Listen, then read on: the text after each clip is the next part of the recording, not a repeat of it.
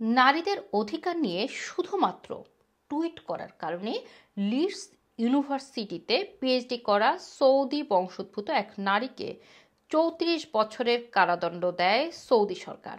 তবে লিডস বিশ্ববিদ্যালয়ের ৩০০ জনেরও বেশি একাডেমিক ৩৬ বছর বয়সী সালমা আল শিহাবের কারাদণ্ডাদেশ প্রত্যাহারের দাবি জানাতে থাকে।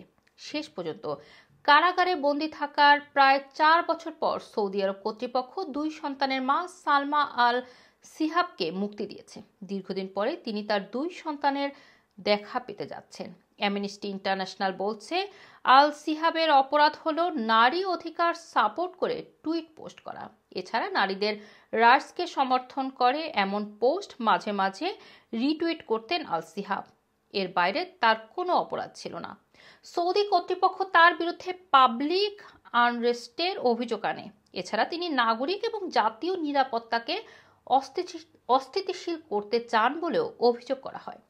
২০২১ সালে ইংল্যান্ড থেকে সৌদিতে অবকাশ যাপনে গেলে তাকে আটক করে পুলিশ।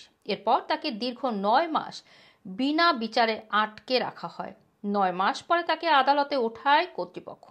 জনসাধারণের মধ্যে অস্থিরতা সৃষ্টি এবং জাতীয় নিরাপত্তাকে অস্থিতিশীল করার দায়ে তাকে প্রাথমিকভাবে ৩ বছরের কারাদণ্ডাদেশ দেওয়া হয়।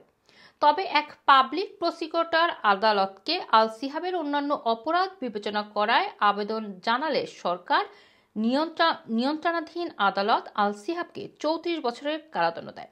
তবে লিডস ইউনিভার্সিটির একাডেমিকরা এই কারাদণ্ডের বিরুদ্ধে পিটিশন করে এবং তাকে মুক্তি দেওয়ার আহ্বান জানায়। শেষ পর্যন্ত কর্তৃপক্ষ আল শিহাবকে ছেড়ে দেওয়ার দাবি মেনে নিয়েছে। ইউরোপ বেসড গ্রুপগুলো জানিয়েছেন যে এই মুক্তির সিদ্ধান্তকে তারা স্বাগত জানিয়েছেন। তারা বলছেন, আল শিহাব পুরো ৪ বছর ধরে বন্দী ছিলেন, এখন তিনি সন্তানদের সাথে দেখা করতে পারবেন। এদিকে ব্রিটিশ ফরেন অফিস জানিয়েছে তারা পরিস্থিতি পর্যবেক্ষণ করছেন।